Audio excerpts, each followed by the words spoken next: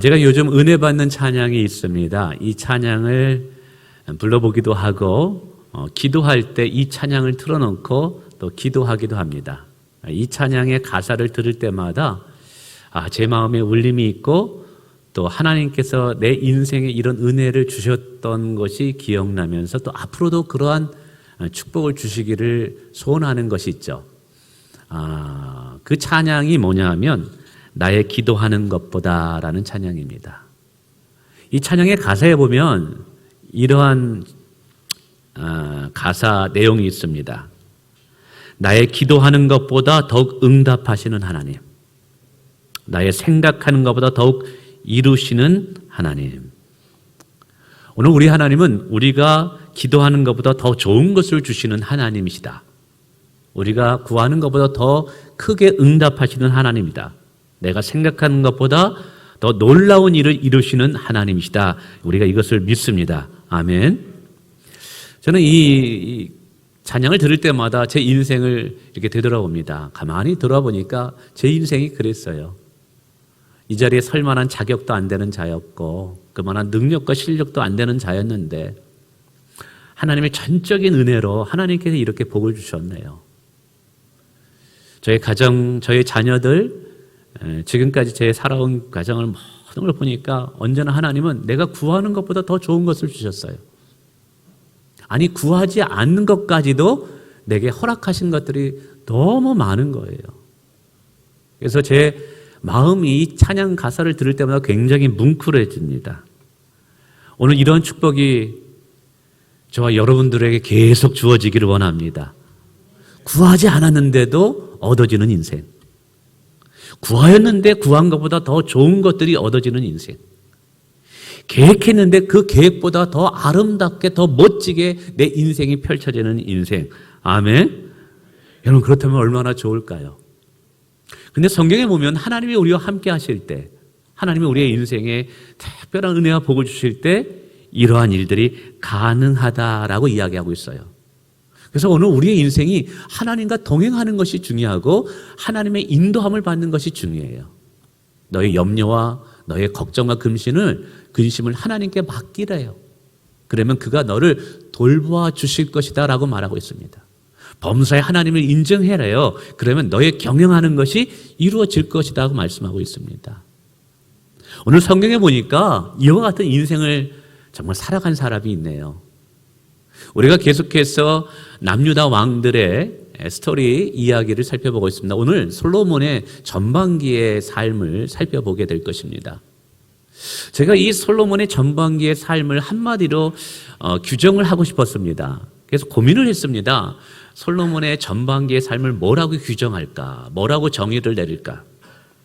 그러는 중에 오늘 성경 열왕기상 3장 13절에 이런 구절을 보게 되었습니다. 제가 한번 읽어보겠습니다. 한번 화면을 한번 보시면 감사하겠습니다. 내가 구하지 아니한 부귀와 영광도 내게 주노니 내 평생의 왕들 중에 너와 같은 자가 없을 것이라. 그런데 이 앞부분에 이렇게 했습니다. 내가 구하지 아니한 것도 주리라. 그래서 솔로몬의 인생을 전반기에 한마디로 정의하면 이거예요. 구하지도 아니하였는데 얻는 인생. 얼마나 멋집니까? 아니 구하였는데 그 이상의 것을 얻는 인생. 솔로몬은 하나님께 지혜를 구했어요. 나는 지혜가 부족합니다.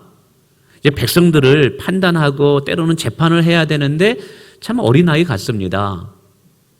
백성들을 올바로 재판하고 이들을 올바로 이끌어가기 위해서는 하나님 지혜가 필요해요. 지혜를 주세요 라고 기도했더니 하나님께서 그 기도를 보시고 너무 마음에 드셨던 거예요. 그래서 솔로몬이 구하지도 않았던 부귀, 권세, 존귀, 영광까지 주더라는 것이죠. 이거 구하지 않았던 것이거든요. 근데 구하지 않은 좋은 것들까지 주는 그런 축복을 받게 됩니다. 솔로몬은 이런 축복을 받음으로 인해서 그의 전반기의 왕위의 모습이 어떻게 축복을 받게 되냐면 역대상 1장 1절에 이제 이렇게 표현하고 있습니다. 다윗의 아들 솔로몬의 왕위가 견고하여 가며 그의 하나님 여호와께서 그와 함께 하사 심히 뭐하게 하시느니라? 창대하게 하시느니라. 솔로몬의 왕위가 견고하게 서게 되고 솔로몬의 인생이 심히 창대하게 됐대요. 어떻게 해요? 하나님께서 축복하시니까. 하나님께서 함께 하심으로라고 분명히 성경은 이야기하고 있습니다. 오늘 우리의 인생이 하나님이 함께 하실 때, 하나님이 도우실 때 우리의 인생이 심히 창대해질 수 있대요. 우리의 인생이 견고해서 흔들리지 아니할 수 있는 인생이 될 수 있다는 것이죠. 그래서 솔로몬의 전반기 인생은 구하는 것 이상으로 누리는 이런 축복을 누렸어요. 여러분, 여러분의 남은 인생이 이렇게 되길 축원을 드리겠습니다. 분명히 그렇게 될 분들이 있을 줄 믿습니다. 그래서 제가 이것을 묵상하면서 그런 생각이 들었어요. 도대체 솔로몬이 하나님 보시기에 어떠한 삶을 살았기에 하나님께서 구하지 않는 것도 주셨을까? 솔로몬의 영성이, 솔로몬의 신앙의 삶이 어떠했길래 구하는 것 그 이상의 축복을 하나님께서 그에게 부어주셨을까? 묻지 않을 수 없었죠. 그래서 이 질문을 하면서 다시 또 성경을 뒤져봤습니다. 전반기에 특별히 역대상 1장, 2장 그리고 열왕기상 1, 2, 3장을 쭉 살펴보면서 몇 가지 이와 같은 특징들을 발견하게 되었습니다. 여러분 이것을 참 귀담아 한번 들어보시길 바라겠습니다. 그리고 여러분 삶에 잘 적용해 보세요. 그럴 때 분명히 여러분의 인생에서도 구하지 않는 것까지 얻는 복된 인생이 될 줄 믿습니다. 첫 번째 특징이 뭐냐면 솔로몬은 하나님의 은혜를 잊지 않고 기억하는 자였다는 사실이죠. 이게 중요합니다. 하나님의 은혜를 잊지 않고 기억하는 인생의 삶을 살았다. 전반기에는요. 우리가 이제 솔로몬이 다윗의 아들이었고 다윗의 뒤를 이어서 왕위가 되었다는 것을 너무나 잘 알고 있습니다.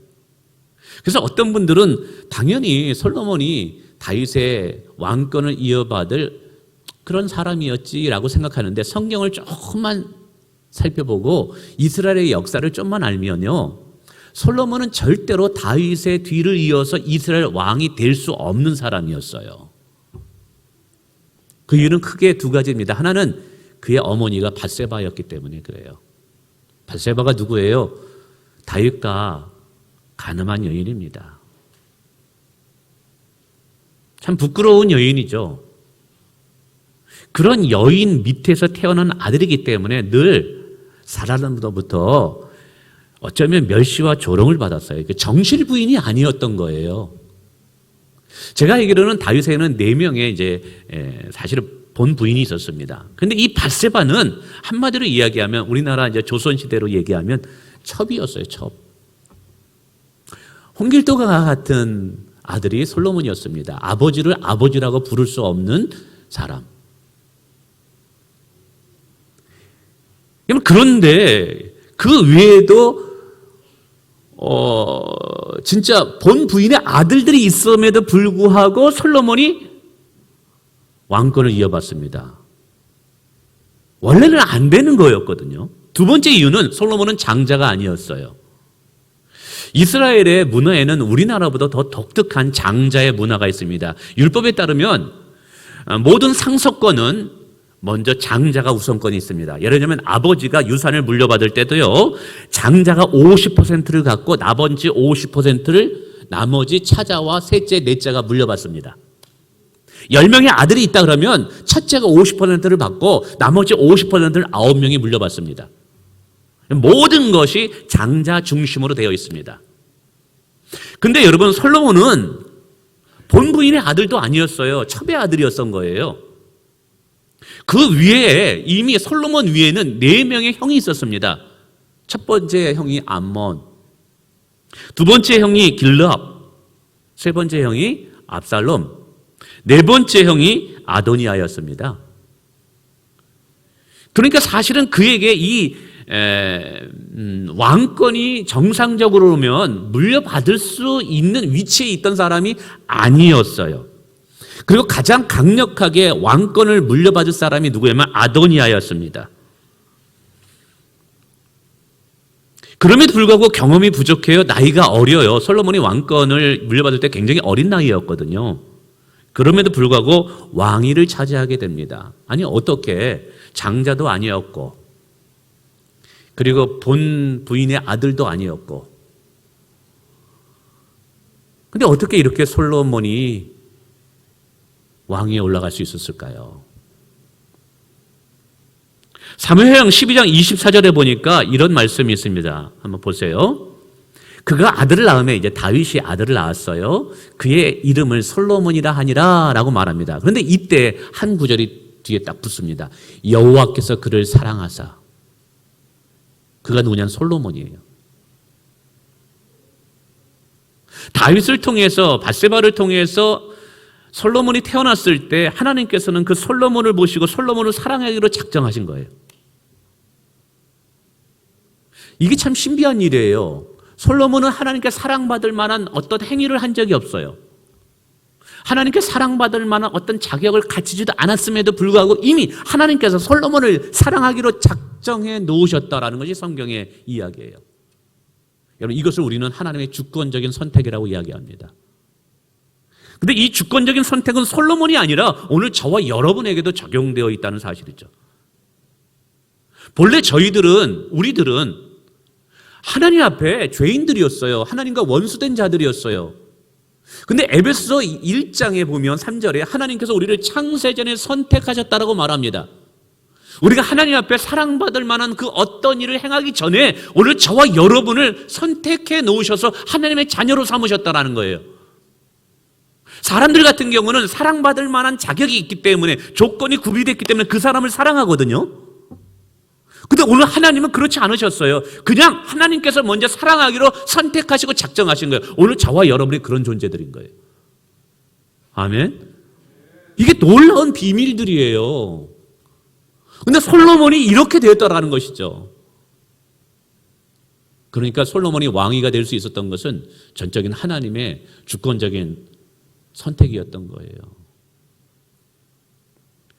아도니아가 왕위를 차지하려고 반역을 이렇게 합니다. 그래서 왕권을 거의 차지하려는 순간 하나님께서 드라마틱하게 솔로몬에게 그 왕권을 줍니다. 그래서 이 아도니아가 나중에 이런 고백을 합니다. 열왕기상 2장 15절 띄워줘 보세요.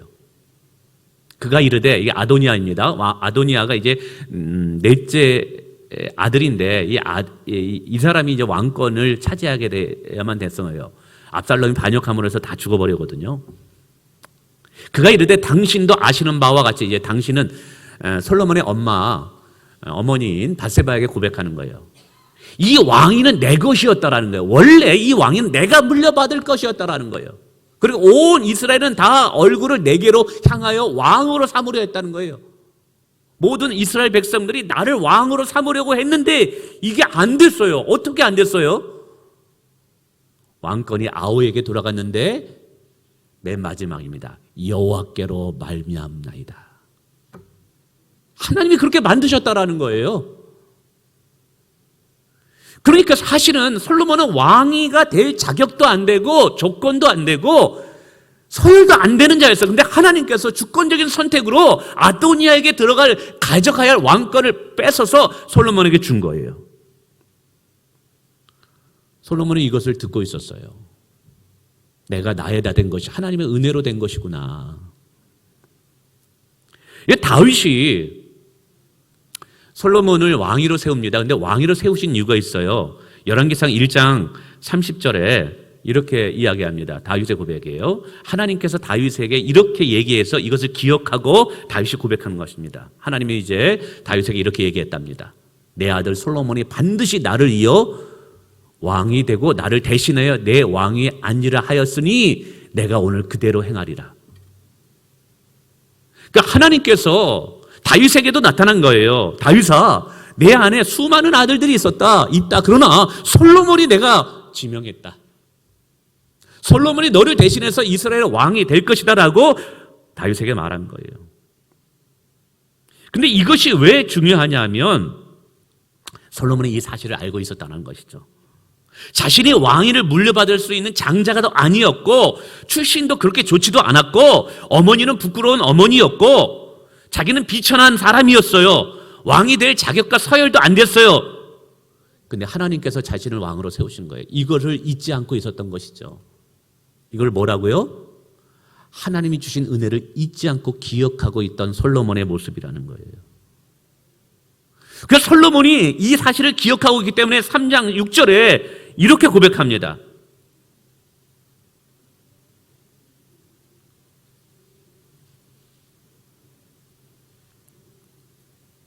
그 앞인데, 나의 하나님 여호와여, 주께서 종으로 종의 아버지 다윗을 대신하여 왕이 되게 하사오니 종은 작은 아이라 출입할 줄을 알지 못하고. 하나님 앞에 종은 작은 아이입니다 라고 이야기했다는 거예요. 겸손함입니다. 그러니까 솔로몬이 이렇게 겸손할 수 있었던 이유가 무엇 때문이에요? 하나님의 은혜를 잊지 않고 기억하고 있었기 때문에 그런 거예요.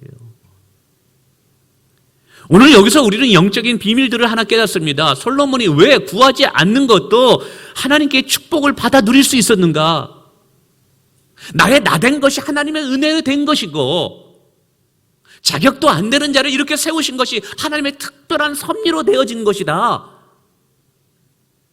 그래서 그 하나님의 은혜 때문에 늘 겸손함으로 자신을 하나님 앞에 낮추고 하나님께 묻고 하나님께 기도하는 자가 되었기 때문에 그가 하나님께 복을 누리는 자가 되었다라는 사실이죠.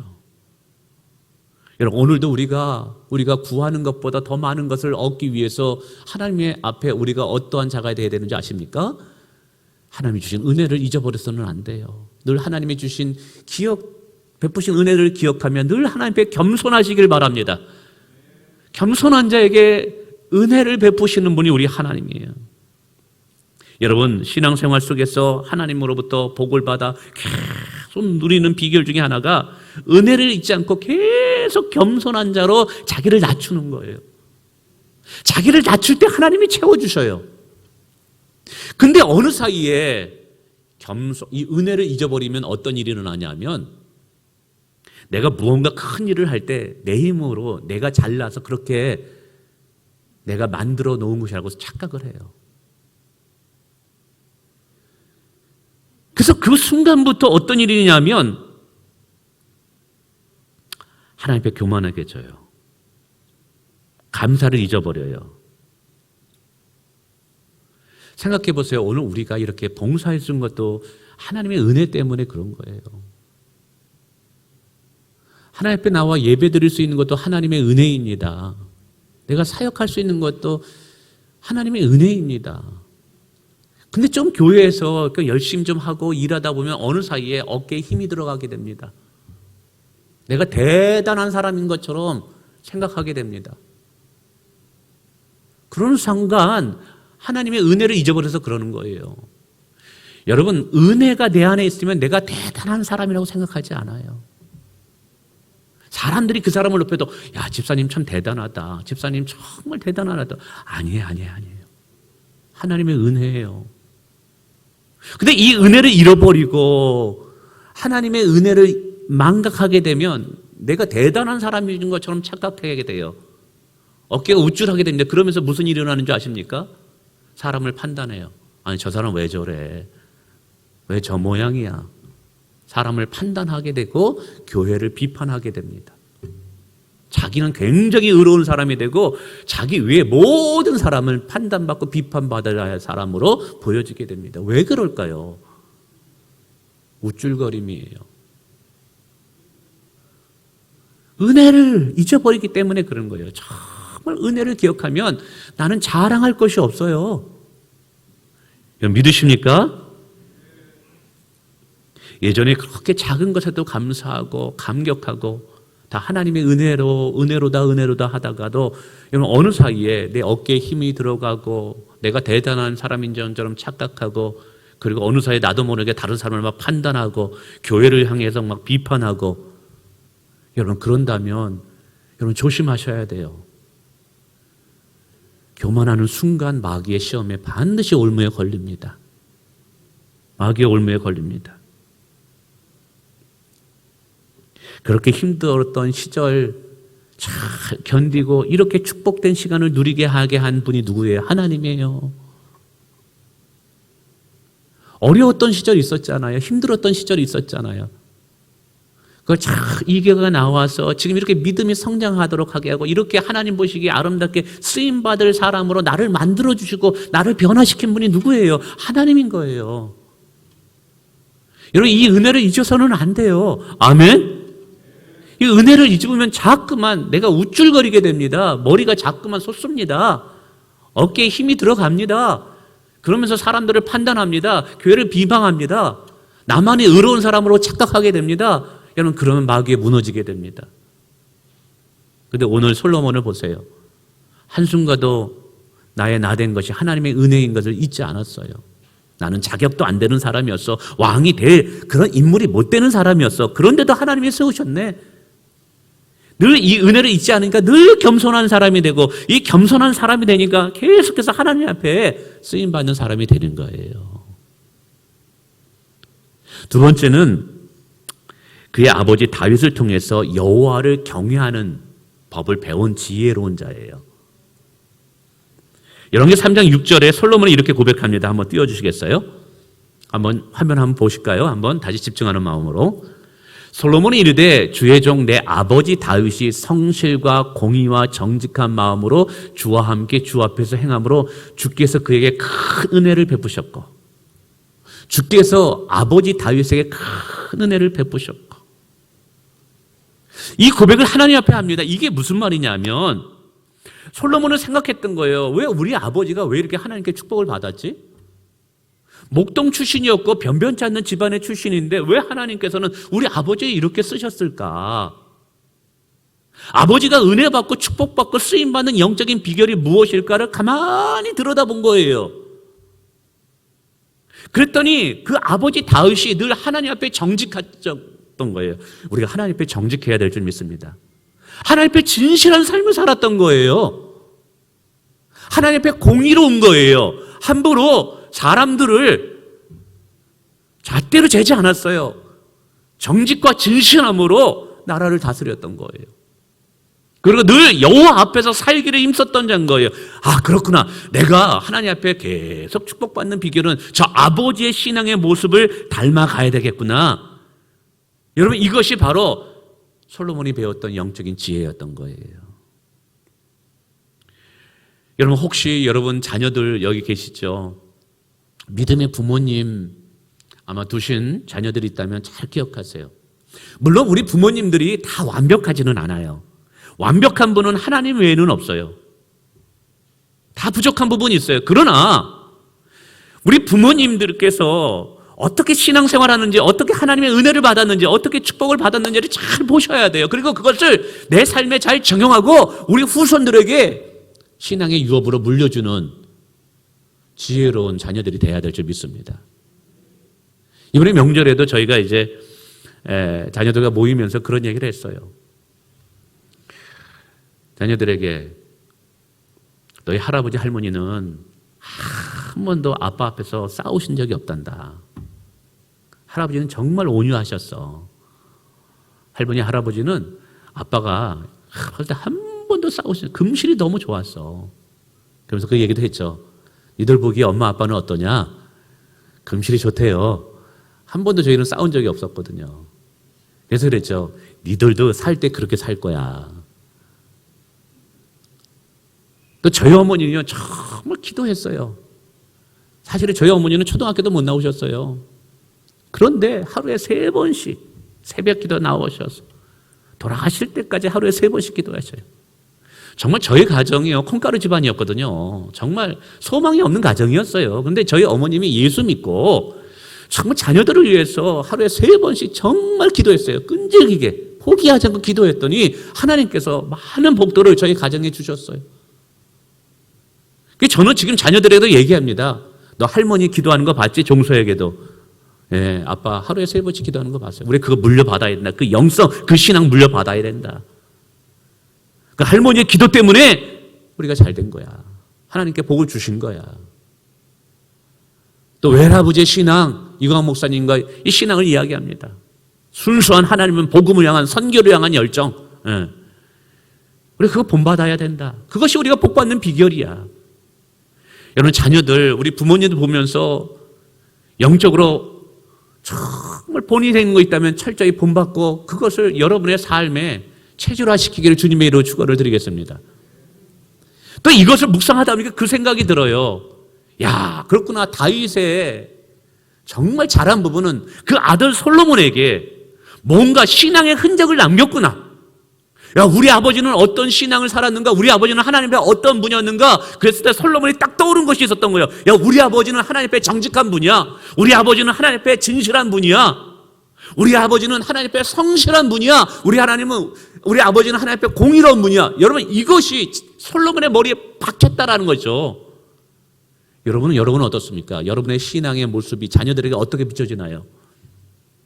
여러분의 자녀들에게 물려줄 수 있는 신앙의 롤모델이 무엇인가요? 오늘 이것을 우리는 고민해야 될 줄을 믿습니다. 오늘 자녀들에게 남겨줄 간증거리가 있기를 주님의 이름으로 축원을 드리겠습니다. 만약에 부모님들 중에 믿음생활 신앙생활하지 않는 1세대 신앙생활하는 분이 계실까요? 우리 형석 형제 같은 경우도 이제 처음 신앙생활 한다 그러면 이런 목사님의 말씀이나 이런 설교 아니면 교회 안에서 하나님께 쓰임받는 사람들을 잘 보세요. 저도 이제 이 목사님들의 스토리라든지 책을 읽습니다.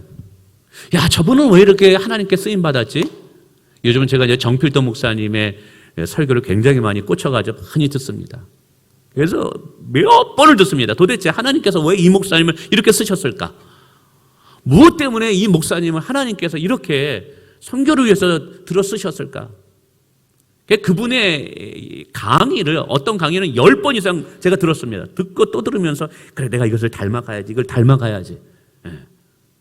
우리 교회에서도 우리 청년들 잘 보세요. 가만히 살펴보세요. 이게 지혜예요.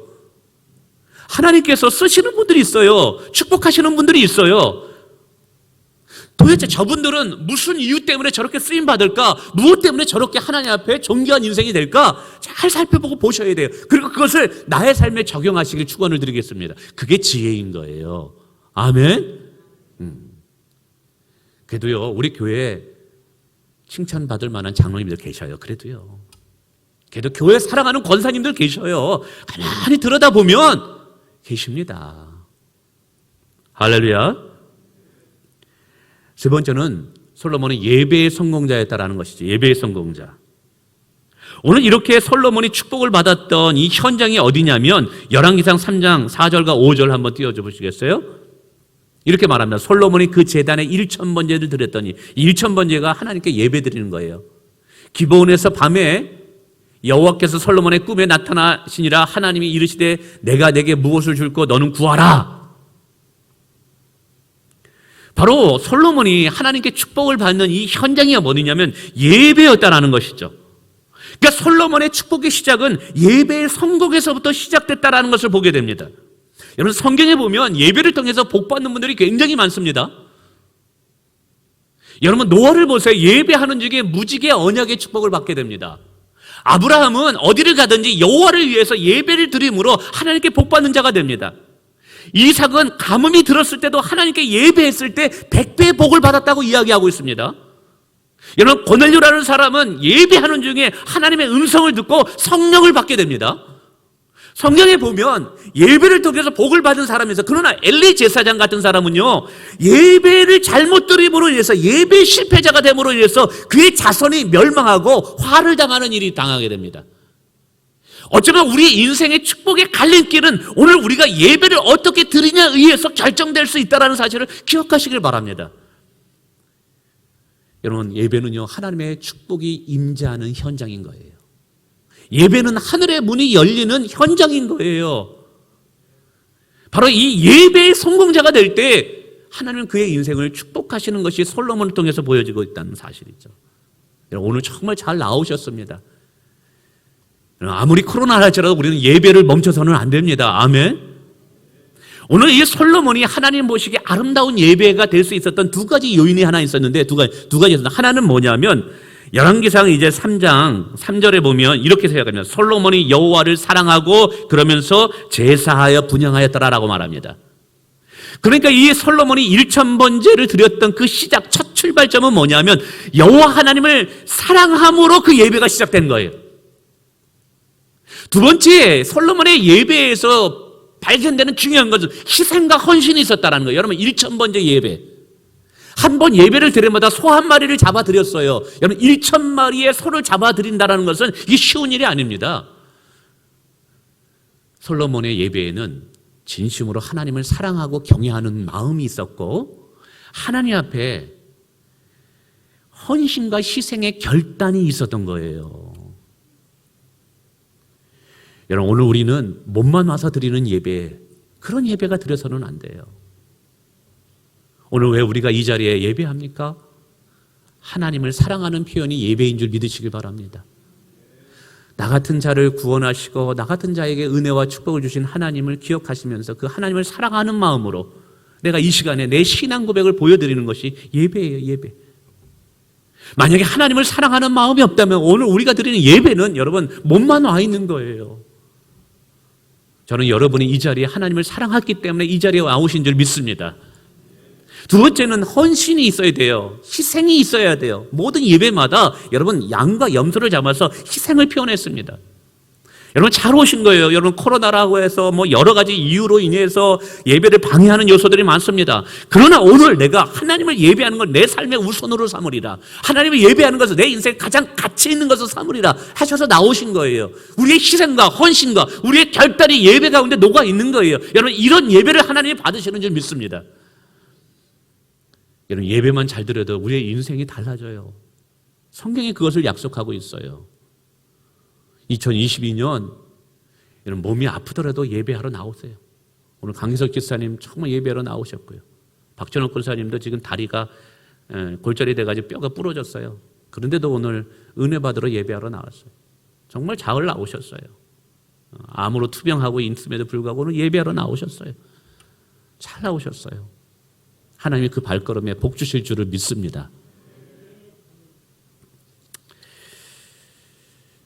말씀을 맺습니다. 오늘 우리의 인생에 있어서 정말 솔로몬과 같은 축복을 받기를 원합니다. 근데 이제 후반기에 가서 안타깝게도 솔로몬이 이걸 잊어버렸어요. 너무 안타까워요. 끝까지 잘 돼야 되는데. 다음 주에 이제 그걸 살펴보겠다는데 어쨌든 전반기에 그의 인생은 뭐예요? 구하지도 않았는데도 얻는 인생이었어요. 구했는데 더 좋은 것을 얻는, 계획하는데 더 놀라운 일들이 일어나는 인생이었어요. 오늘 우리의 인생이 그렇게 되기를 원합니다. 여러분 그렇게 위해서 우리가 꼭 기억할 것이 있어요. 하나님의 은혜를 잊지 말자고요. 그리고 늘 하나님 앞에 겸손한 자로 살아가시길 축원을 드리겠습니다. 아무리 힘들고 어려워도 하나님을 예배하는 것 우리의 삶의 우선으로 삼기를 축원을 드리겠습니다. 그리고 자녀들에게 신앙의 흔적을 남기고 우리 부모들의 신앙을 물려받는 자들이 되자고요. 아멘.